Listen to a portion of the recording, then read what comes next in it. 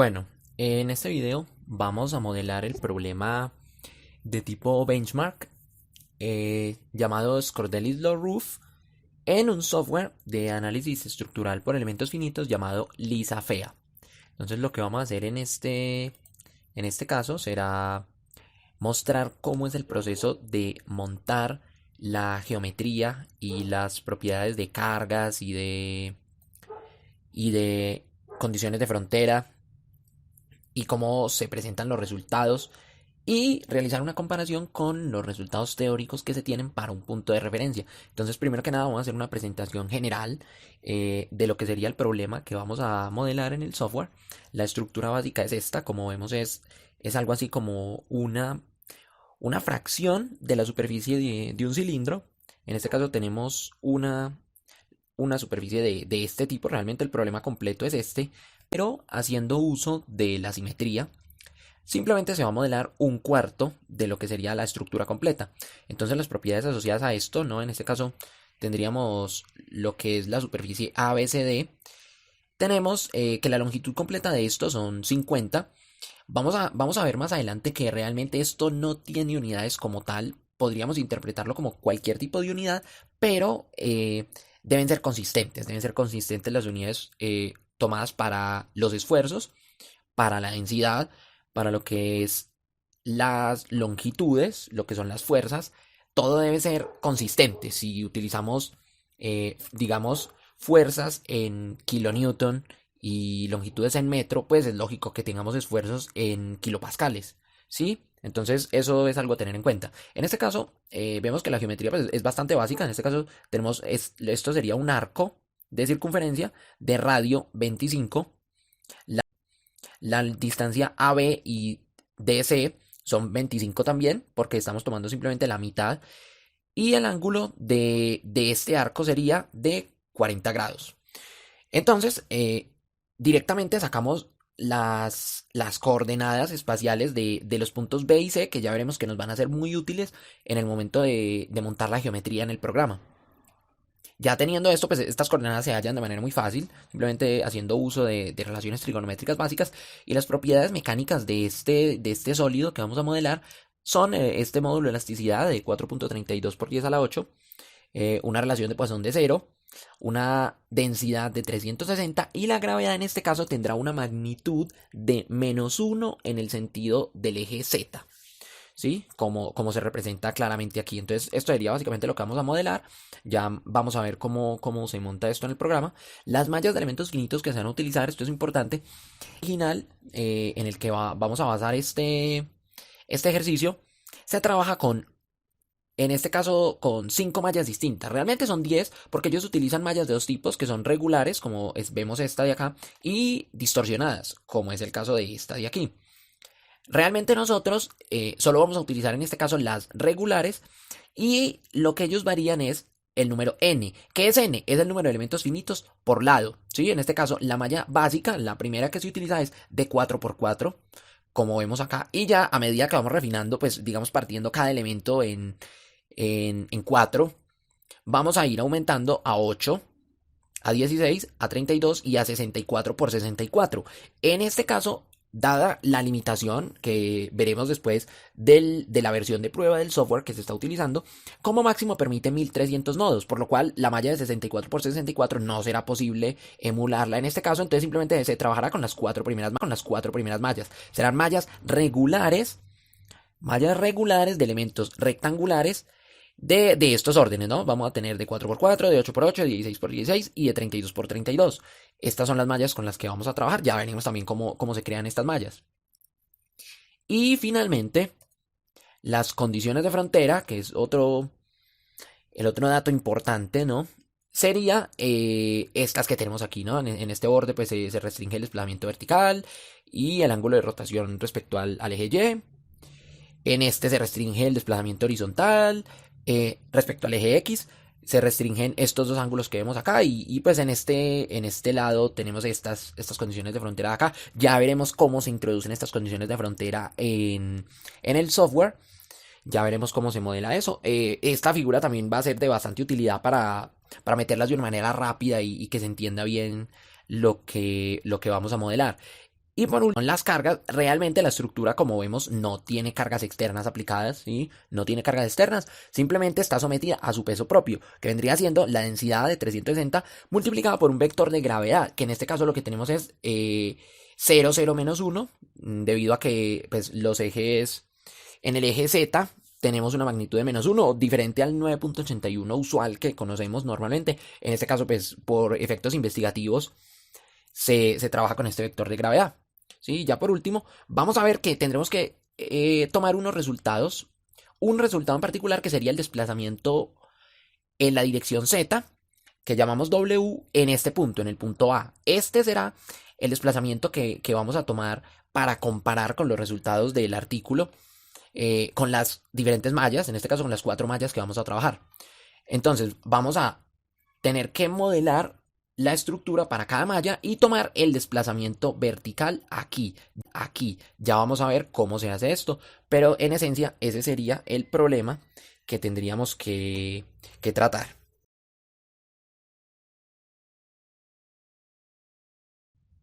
Bueno, una vez estamos aquí dentro del software, vemos que nos encontramos con una interfaz pues bastante simple. Vamos a ver que es bastante sencilla de utilizar. Entonces, haciendo uso de las coordenadas mostradas anteriormente, podemos empezar a montar lo que sería la geometría básica. En este caso vamos a montar primero la primera malla que vamos a utilizar, la malla más básica de 4x4. Entonces, ¿cómo vamos a comenzar a montar esto? Lo que vamos a hacer es que vamos a crear el primer arco, ¿sí? Vamos a crear el primer arco y utilizando una función llamada extruir que tiene el software, vamos a replicar ese arco para crear lo que sería ya nuestra superficie completa. Entonces vamos a ir a esta opción. Vamos a ver que aquí tenemos muchas opciones para generar diversos elementos. Hay algunas predefinidas, como por ejemplo, si quisiéramos crear una estructura shell de tipo estática, podríamos hacerlo con esta opción, ¿sí? También tenemos para losas. Y en este caso vamos a utilizar esta función llamada Curve Generator. Vamos a crear una línea. Aquí podemos crear líneas, ¿sí?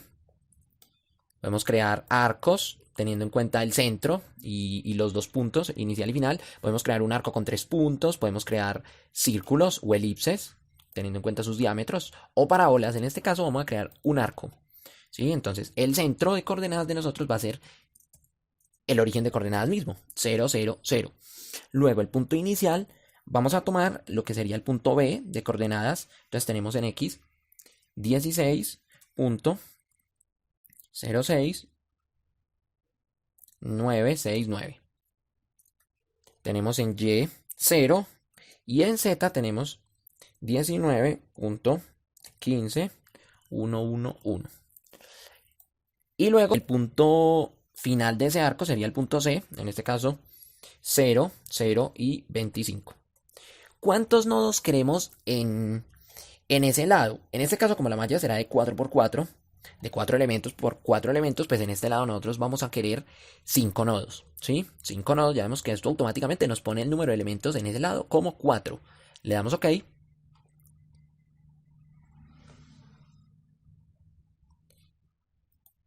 Y vemos que el programa nos va a crear este elemento, ¿sí? Este elemento es el que vamos a tener nosotros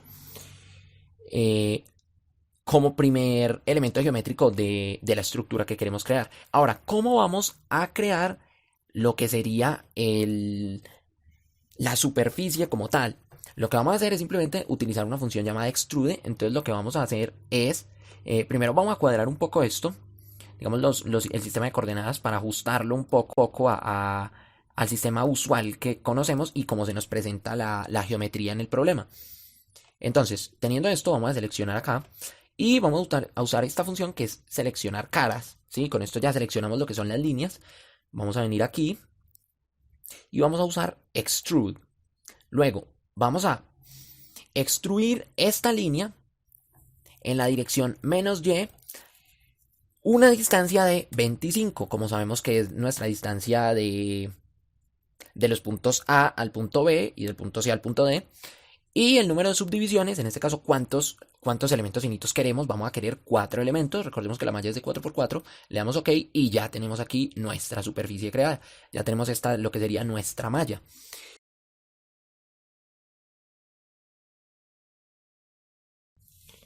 Bueno, una vez que tenemos nuestra malla, ya tenemos lo que son todos los elementos finitos acá. Vemos que lo que sigue es asignarles a estos elementos un material. Entonces vamos a hacer uso de esta opción. En este caso, como vemos acá, tenemos en este menú, tenemos pues todas las propiedades asociadas a nuestro modelo. Tenemos que lo que es el material no tenemos ninguno definido para estos elementos. Entonces vamos a venir acá, seleccionamos todos y le damos en asignar nuevo material. Vemos que por el tipo de elemento finito que tenemos, no nos deja utilizar otra opción que no sea un elemento de tipo shell.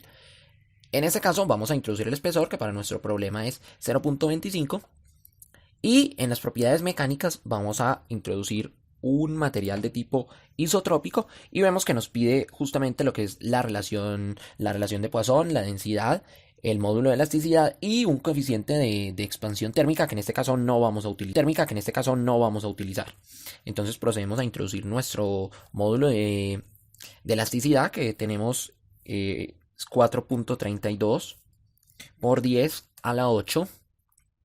Tenemos una relación de Poisson de 0.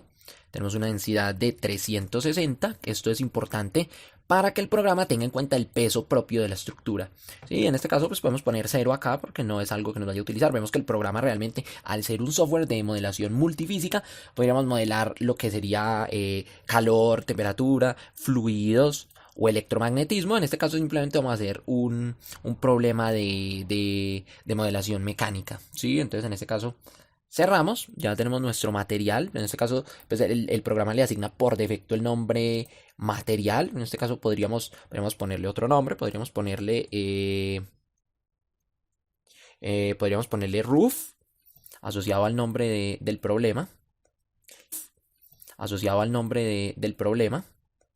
Y vemos que ya todos nuestros elementos tienen el material roof.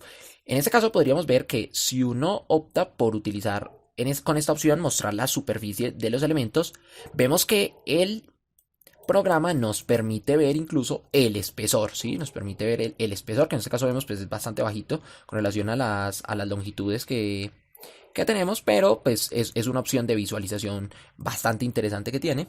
En este caso tenemos ya nuestra visualización básica de lo que son los elementos y los nodos. Si queremos verlos también, ahí está la opción. Ya con esto tendríamos nuestro material creado. Lo único que nos quedaría sería modelar lo que son las cargas y las condiciones de frontera.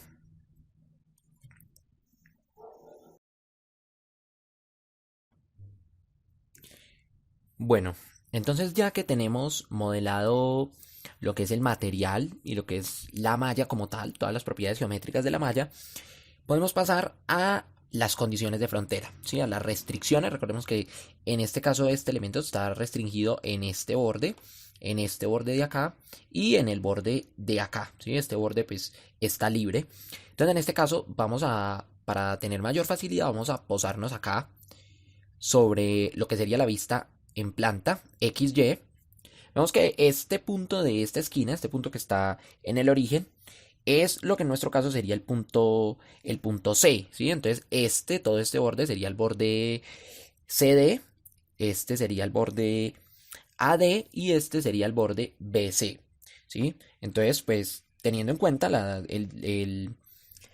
figura con las condiciones de frontera, que nos va a ser muy útil en este caso para montar estas condiciones, lo que vamos a hacer es seleccionar y nombrar los bordes que están restringidos con cierta condición, dado que en este caso no son apoyos tan sencillos de tipo articulado o empotrado, pues el programa no tiene predefinidos estos apoyos. Entonces lo que tendremos que hacer es, digamos, introducir una por una las condiciones de frontera de lo que está restringido. En este caso, en algunos bordes se va a restringir el ángulo de rotación θ y, en otros casos se va a restringir el ángulo θ x o θ z, en otros bordes se restringirá el desplazamiento en la dirección del eje X, en otros casos en la dirección del eje Z. Entonces, para tener, digamos, un orden en esto, vamos a seleccionar y asociar cada tipo de restricción con el borde en cuestión que está empotrado. Entonces, vamos a tener en cuenta esto.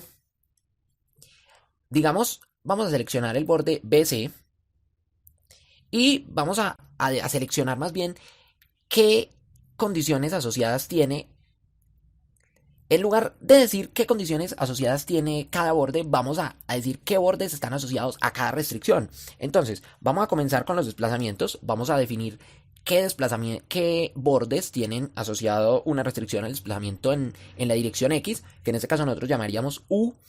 Y vamos a seleccionar, en este caso, vemos que el borde BC y el borde CD, que serían este y estos bordes, tienen una restricción en el desplazamiento U. Con esta opción seleccionamos lo que serían las caras y venimos a esta parte de selecciones y le damos en New Face Selection. En este caso, estas serán nuestros bordes que están restringidos en U. Le ponemos U para mayor claridad y ya tenemos seleccionado esto, ¿sí? Luego podemos hacer lo mismo con lo que sería el desplazamiento V. Vemos que el desplazamiento V es restringido en este borde de acá. Vamos a seleccionar los nodos, luego le damos acá, seleccionamos lo que sería este borde y nuevamente agregamos esta selección, la llamaremos V. Y así sucesivamente lo haremos para las demás, ¿no? En este caso, pues tendremos un proceso bastante repetitivo ya para, digamos, los bordes que están asociados a una restricción en el desplazamiento en la dirección del eje Z sería este. Nuevamente venimos, agregamos la selección y lo llamamos W, ¿sí? Y pues procedemos a hacer lo mismo exactamente para cada grado de libertad que tengamos. Habría que crear una selección para los que están restringidos en teta X, teta Y y teta Z. Entonces vamos a saltar un poco este proceso, pues que ya vimos cómo se hace. Sería hacerlo otra vez 3 veces.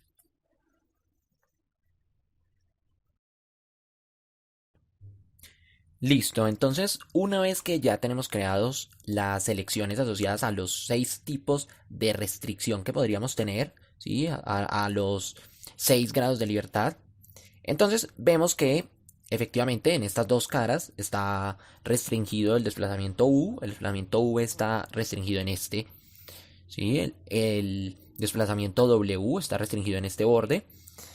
El ángulo de giro teta X está restringido en este borde, el ángulo de giro teta Y en estos dos bordes que se muestran y el ángulo de giro teta Z en estos bordes. Ya esto nos va a facilitar enormemente la introducción de las condiciones de frontera. De hecho, en este momento vamos a introducir las condiciones asociadas a a los desplazamientos. Primero que nada, entonces vamos a seleccionar nuestros bordes restringidos en U. Vamos a agregar aquí, clic derecho, nuevas cargas o restricciones y vamos a agregar nuevo desplazamiento. Entonces le vamos a poner un desplazamiento en la dirección X de 0. Ok, ya con esto nos quedó restringido estos bordes. Y hacemos lo mismo para, en este caso, la dirección Y en estos bordes que están restringidos. Y luego en la dirección Z en los bordes asociados. Ya vamos viendo cómo la geometría nos va cambiando, ¿sí? Aquí vemos cómo se modelan, ¿sí? Cómo se ven estos apoyos. Vemos que son bastante ilustrativos, ¿no? De cómo se comporta la estructura.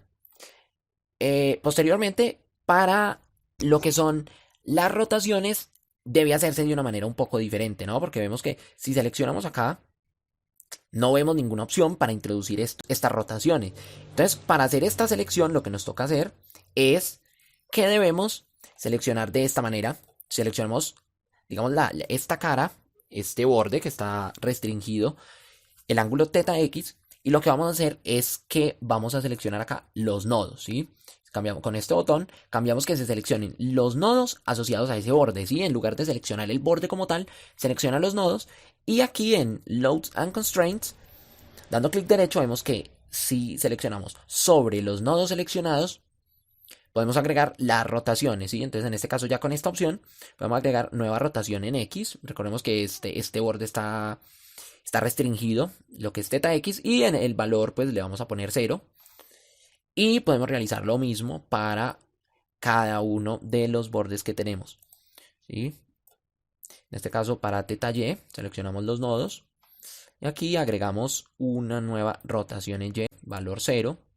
Y lo mismo para aquellos que están restringidos, el valor de teta z. Nueva rotación en Z, 0. Y listo, ya con esto tenemos modelados los apoyos de nuestra estructura. Y así es como está apoyada esta estructura según el artículo. ¿Sí? Estas son las condiciones de frontera que se nos dieron. Y ya finalmente lo único que nos queda es modelar la carga, que en este caso, como sabemos, no tenemos cargas externas. ¿Sí? Las cargas externas también se pondrían de este modo, según si es una carga puntual o si es una carga de presión, si es un momento. Pero en este caso, como solo tenemos esta estructura sometida a su peso propio, podemos hacerlo de manera muy fácil. Como vemos, ya tenemos aquí desde el material definido lo que es la densidad. Teniendo la densidad solo nos queda la gravedad, ¿sí? El programa no asume una gravedad, toca introducirla manualmente y en este caso, dando clic derecho en cargas, venimos a esta opción que dice New Gravity. Podemos introducir nuestro vector de gravedad, que como ya vimos era 0 en X, 0 en Y y menos 1 en Z. ¿Sí? Esta será nuestra gravedad. Ya con esto tenemos completamente modelado el problema. Ya lo único que nos queda es correr el problema, ¿sí? En este caso, pues, sería muy conveniente guardar este archivo. En este caso lo vamos a llamar ejemplo 4, malla 4, ¿sí? Porque es la malla de 4×4. Ya que tenemos guardado este archivo, ya podemos darle en esta opción, que es resolver. Entonces vemos que el programa resuelve el problema relativamente rápido, ¿sí? No se demora mucho.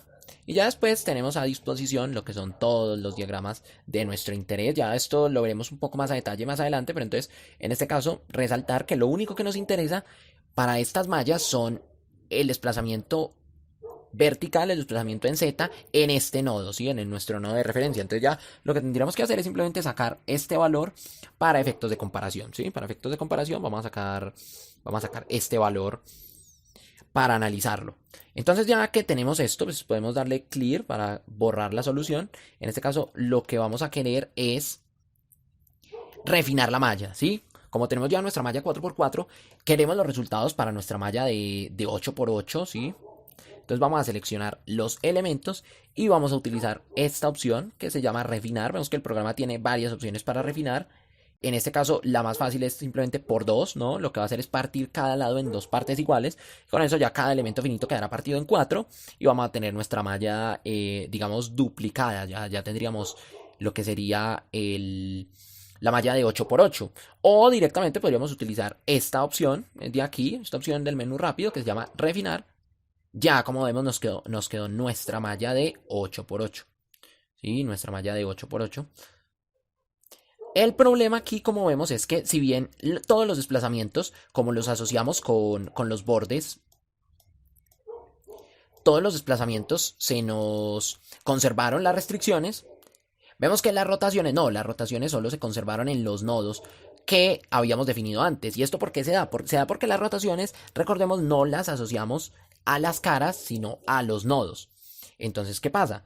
Que si bien esta cara, este borde se supone que tiene una restricción teta x, nosotros lo que hicimos fue seleccionar los nodos y en este caso vemos que hubo nodos que se nos quedaron sin seleccionar.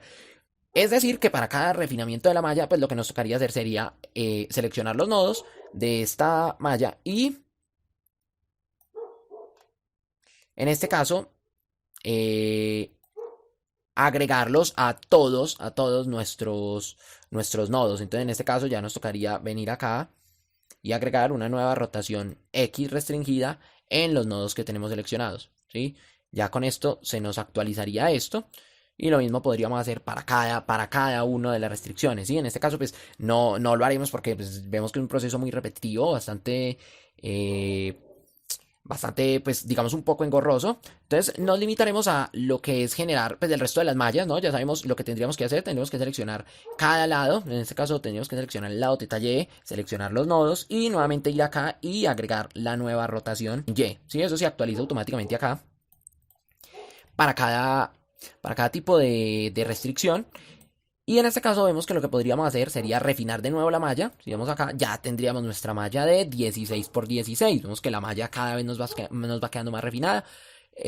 Nuevamente tendríamos que hacer lo de los apoyos donde está restringido las rotaciones, ¿sí? Y por último podríamos ya refinarla. Este sería lo máximo que nos dejaría refinarla con esta opción. Tendríamos nuestra malla de 32 por 32. Ya con estas mallas, nuevamente repito, podríamos, adecuando nuevamente las condiciones de frontera, realizar de nuevo el análisis y tomar en este nodo, en este punto de referencia, los desplazamientos, ¿sí? Entonces eso es lo que se hará y ya mostraremos pues los resultados que se pudieron obtener en este punto para las mallas que acabamos de mostrar.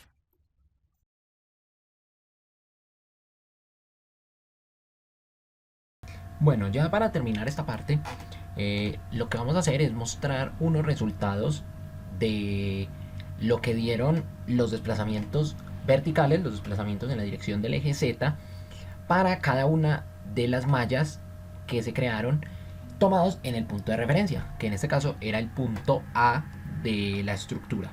Entonces, tenemos que en el paper nos muestran estos resultados de acá abajo, ¿sí? Todos estos elementos finitos, excepto el Q4 lisa, corresponden a elementos finitos que se ensayaron en el paper. Estos valores que se dan acá son los valores normalizados, es decir, el desplazamiento que dio cada una de estas mallas dividido entre el desplazamiento de referencia, que es este menos .3024 que tenemos acá. ¿Sí? Entonces cada uno de los desplazamientos que dio con estos elementos finitos se dividió entre el desplazamiento de referencia para obtener estos valores que tenemos acá. Estos tres elementos son de tipo triangular y estos todos son de tipo rectangular con 4 nodos, todos ellos.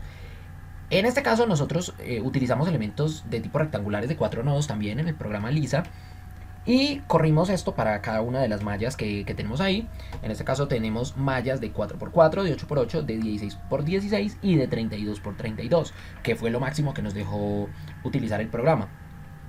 Y se lograron obtener estos desplazamientos que tenemos acá para cada una de las mallas. Como vemos, en la primera malla, dada la precisión de este elemento finito utilizado, pues los resultados no fueron tan cercanos, ¿sí? Ya tenemos un error del 37%, pero vemos que con doblar el número de elementos finitos, ya lo que tenemos es un error de menos del 1%, ¿sí? Un error de menos del 1%, ya tenemos un valor muy, muy, muy cercano al de referencia. Y curiosamente tenemos que al refinar aún más la malla, ya digamos que el resultado se aleja un poco del valor de referencia, pero seguimos estando muy cerca, ya tenemos un error de menos del 1% aún. Y para la malla de 32, que fue lo máximo que pudimos refinarla, tuvimos en este caso un desplazamiento bastante cercano también, pero pues en este caso un error de 1.7%. Eso fue básicamente lo que se obtuvo y esto ya se pone de manera resumida en esta última columna de esta tabla en la que tenemos pues que se logró reproducir unos resultados bastante similares. En este caso para la primera malla pues se tienen resultados no tan precisos, realmente no tan precisos en cuanto a lo que es la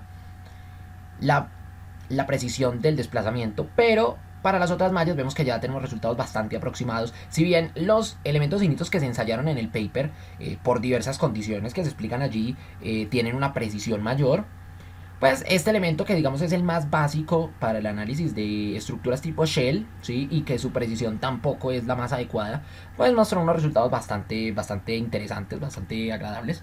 Esto sería básicamente lo que se tiene en cuanto a los resultados comparativos de los desplazamientos respecto al desplazamiento de referencia, utilizando mallas que emulan las utilizadas en el paper. Si bien recalcamos, no son exactamente las mismas, dado que los elementos finitos que se utilizan allí son diferentes, tienen diferentes formulaciones matemáticas. Los resultados no iban a ser exactamente iguales, pero vemos que tenemos una precisión bastante adecuada.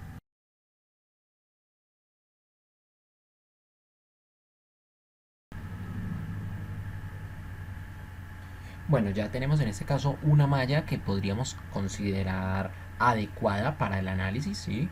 Tenemos una malla de 32 por 32 elementos rectangulares, una malla bastante refinada como vemos y que realmente atendiendo a los criterios usuales de calidad de la malla, realmente vemos que cumple lo que es la forma de los elementos. Son elementos finitos rectangulares muy regulares, no hay ningún elemento excesivamente deformado. No tenemos tampoco la necesidad de refinarlo en un punto en específico, porque dado que no tenemos cargas aplicadas de tipo puntual, ¿sí? Dado que no tenemos discontinuidades, no tenemos agujeros, no tenemos cambios bruscos de material o de sección, no tenemos apoyos puntuales, eh, digamos que está bastante bien una malla de este tipo, ¿no? Una malla refinada en su justa medida. Recordemos que esto es lo máximo de este tipo que nos permite crear el programa. Vemos que ya tenemos aquí 1089 nodos. Recordemos que el límite es 1300. Entonces, pues podríamos considerar que esta malla es bastante adecuada, y dado que dio una precisión bastante aceptable en el desplazamiento que se esperaba en el punto de referencia, podríamos considerar que es una malla adecuada para realizar el análisis ya de tipo estructural. Entonces, teniendo esta malla, sí, vemos que ya tiene todas sus condiciones de frontera asociadas, vemos que tiene todos sus elementos de 4 nodos. Ya podemos pasar a correr nuestro análisis. Vemos que ya se demora un poco más de lo que se demoró la primera malla, evidentemente al tener muchos más grados de libertad, muchos más nodos. Y pasamos a reportar lo que son todos los resultados que nos entrega el programa. Aquí hay que hacer énfasis en varias cosas, y para ello nos vamos a apoyar un poco en lo que es el manual. ¿Sí? En el manual podemos sacar estas partes donde habla de los elementos de tipo shell y del análisis que realiza para los elementos de tipo shell. Es importante recalcar algo, y es que el manual dice qué resultados reporta, ¿sí? Entonces vamos a enfocarnos un poco acá.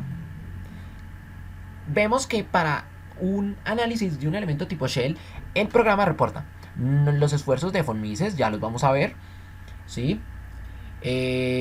Reporta también los esfuerzos principales en tres, digamos, planos: en el plano superior, en el plano medio y en el plano inferior, tomando superior, como dice aquí, como el plano que tenga las coordenadas en el eje Z mayores, ¿sí? Y el contrario pues será el plano inferior. El plano medio pues será todo el plano medio de los elementos de shell, es decir, en la mitad del espesor. Vemos que también nos reporta los esfuerzos en X, en Y, y los esfuerzos cortantes. En este caso, estos esfuerzos estarán reportados para el plano medio de los elementos shell, ¿sí? Porque como dice aquí, al tener un espesor, los esfuerzos van a cambiar entre el plano de abajo y el plano de arriba de cada elemento. Otra cosa importante que ya vamos a ver aquí: reportan los momentos, lo que llama momento U, momento V y momento V. Sería lo que nosotros llamaríamos momento MX, momento MY y momento MXY, es decir, el momento torsor. En este caso vemos que nos habla de unos momentos por unidad de longitud, y nos dice que están con respecto al sistema de coordenadas local, ¿sí? Al sistema de coordenadas X y Y local de cada elemento. Más adelante en otro video se hablará sobre todas las suposiciones que hace el programa para analizar elementos tipo shell. Se hablará de cómo se definen estos ejes locales, pero basta en este caso con saber que es respecto a los ejes locales y no a los globales que se dan estos momentos, ¿sí? Entonces el momento, lo que llama momento U, sería lo que llamamos el momento de flexión alrededor del eje local Y, ¿sí? Lo que nos daría la flexión en X. Lo mismo, pero para el eje Y, sería lo que llamamos el momento MY, en este caso momento V. Y en este caso, justamente aquí dice, el momento V sería lo que nosotros llamamos el momento torsor MXY, ¿sí? Estos son los resultados. Y por último, lo que son los cortantes UW, que nosotros llamaríamos la cortante QX o QXZ, y en este caso lo que llamaríamos la cortante QYZ, ¿sí? Como nos indica, son también las fuerzas cortantes por unidad de longitud que se dan dentro del elemento. Como vemos, estos son los únicos resultados que el programa arroja, no se habla de más. Por lo tanto, pues estamos limitados a mostrar simplemente los resultados que el programa nos entrega, que son estos de aquí, ¿sí? Esto está en el manual, y esto pues es con lo que podemos contar. Entonces, ya pasando a lo que es un reporte de los resultados que entrega el software, podemos empezar a observar que todos los resultados que acabamos de ver en el manual, pues el programa nos los va a entregar en forma de diagramas, ¿sí? Entonces, vamos a comenzar diciendo que podríamos tener pues los tres desplazamientos, ¿sí? Vemos que los tres desplazamientos nos reporta lo que son los valores máximos, dónde podemos encontrarlo. Vemos que esto debe ser consistente con las condiciones de frontera que nosotros introdujimos en el programa. Entonces, como vemos, podríamos intuir que desde luego el desplazamiento U está restringido a lo largo de todos estos bordes y se concentran claramente en esta esquina, que es el borde que está libre ante este desplazamiento en la dirección X. ¿Sí? En la dirección Y también tenemos un diagrama similar de colores, nos muestran los máximos, los mínimos. En este caso vemos que tenemos valores de 0 en estos bordes y vemos que tenemos un desplazamiento máximo, en este caso aquí donde está este punto rojo, y tenemos un mínimo aquí, ¿sí? Ya esto, lo que son estos desplazamientos realmente se ve mucho mejor en la estructura deformada. Ya vamos a ver la estructura deformada. Aquí podríamos ver simplemente los valores, pero realmente la idea clara nos la deja la estructura deformada, ¿sí? Y los desplazamientos totales, que ya los vamos a ver también. Podemos ver también las rotaciones, ¿sí? Nos muestra dónde están los ángulos de giro máximo respecto al eje X, respecto al eje Y y respecto al eje Z, ¿sí? Y hablando de los desplazamientos, podríamos ver lo que es la magnitud de los desplazamientos. El programa reporta esto también, dado que los desplazamientos totales son un vector, no lo puede reportar en forma vectorial, como vemos acá. Nos reporta lo que son los desplazamientos para cada punto, los desplazamientos totales, es decir, la resultante de todas las componentes de desplazamiento que acabamos de ver, del desplazamiento U, del desplazamiento V y del desplazamiento W. Y finalmente, realmente podríamos ver esto mucho mejor si utilizando esta opción aplicamos para ver lo que es la estructura deformada. Aquí pues nos pone los desplazamientos que encontró. Él mismo pone un factor de amplificación que considera adecuado para digamos, para una configuración que permita ver de manera clara los desplazamientos. Entonces, en este caso, ¿sí? Vemos que así es como se formó nuestro cascarón, pero realmente queda aún más claro si activamos esta opción para ver la sombra de la estructura original. Entonces vemos que nuestra estructura se deformó de esta manera, ¿sí? Si venimos y giramos esto de una manera que podamos ver cada uno de los ejes, de qué manera se movió. Vemos que los desplazamientos máximos verticales desde luego que van a estar acá, y los desplazamientos máximos totales también, como vemos, este punto fue el que más se desplazó de todos. Tenemos pues aquí nuestra estructura deformada, ¿sí? Si la vemos desde atrás, vemos que atrás también se desplazó. Todo este borde se desplazó un poco, pero vemos que se desplazó pues bastante menos que este borde libre. Justamente esto es una razón que explica el por qué, si activamos nuevamente los desplazamientos, vamos a ver el por qué nuestro punto de referencia es justamente este nodo de acá, y es porque desde luego el desplazamiento máximo ante el peso propio, en este caso que es la única carga aplicada, se da en este punto para las condiciones de frontera que tenemos definidas, ¿sí? Entonces esto sería pues lo que tenemos en cuanto a desplazamientos, nuestro análisis de resultados. Y ya hablando de los momentos, pues vemos que desde luego tenemos unos momentos... Vamos a arreglar esto un poco para mostrarlo de esta manera. Vemos que tenemos unos momentos de flexión en la dirección X, es decir, en esta dirección. Tenemos unos momentos máximos y unos momentos mínimos. En este caso vemos que el mínimo, pues, es decir, el momento máximo negativo, estaría dado acá, en este punto, mientras que los momentos digamos máximos positivos estarían aquí, ¿sí? Estarían en este borde de la estructura. Serían los momentos máximos.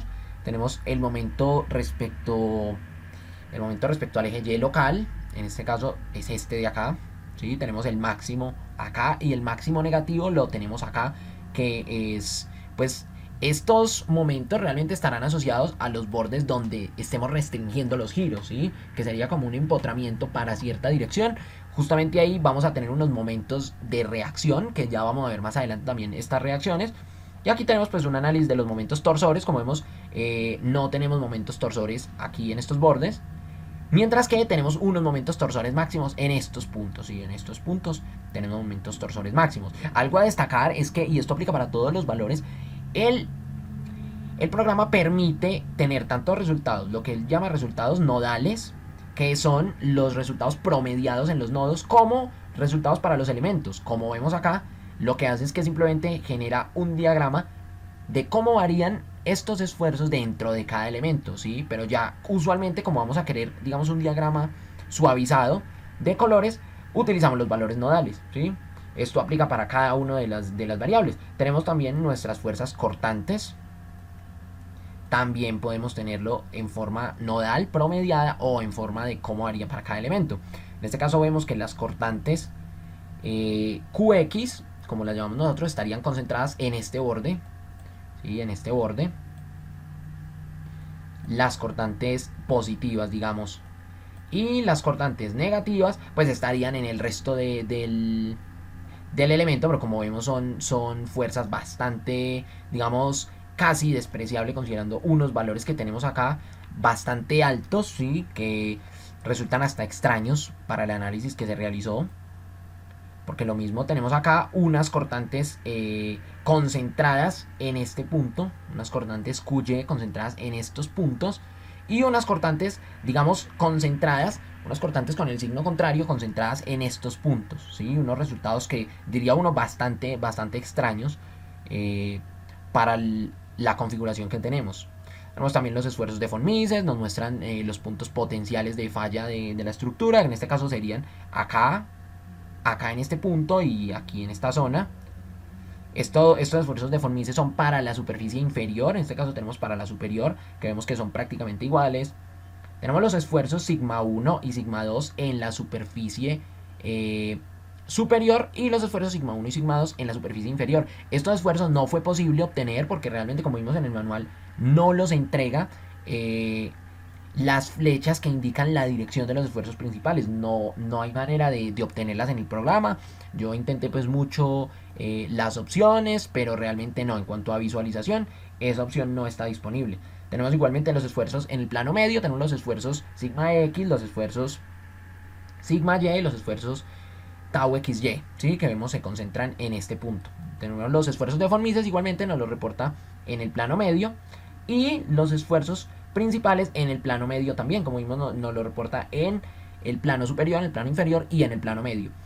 Y por último podemos ver las reacciones. Esto no lo muestra como vectores, sino que lo muestra como unas listas, ¿sí? Entonces tenemos la reacción en X. Estos ya son respecto al sistema de coordenadas ya global. Tenemos los valores para cada nodo de los bordes que tendrán pues una restricción en este grado de libertad. Aquí tenemos pues los valores de la reacción en X, de la reacción en Y, la reacción en Z, ¿sí? Tenemos también las reacciones de tipo momento asociadas pues a los bordes donde tengamos restricción en ciertos grados de libertad asociados al giro en esa dirección, ¿sí? En este caso el momento alrededor de X pues será los bordes que tienen una restricción de θ x. Lo mismo para Y y lo mismo para Z. Y esto sería básicamente los resultados que se pudieron obtener en este software para esta estructura. Es importante recalcar que hay algunos resultados que no entregan, que uno esperaría, como por ejemplo los momentos de diseño. Los momentos de diseño el software no los entrega, no entrega momentos de diseño, dado que no es un software específicamente de ingeniería estructural, sino más bien un software de tipo modelación multifísica. Entonces no está muy enfocado por este lado, no da los esfuerzos principales con sus direcciones tampoco.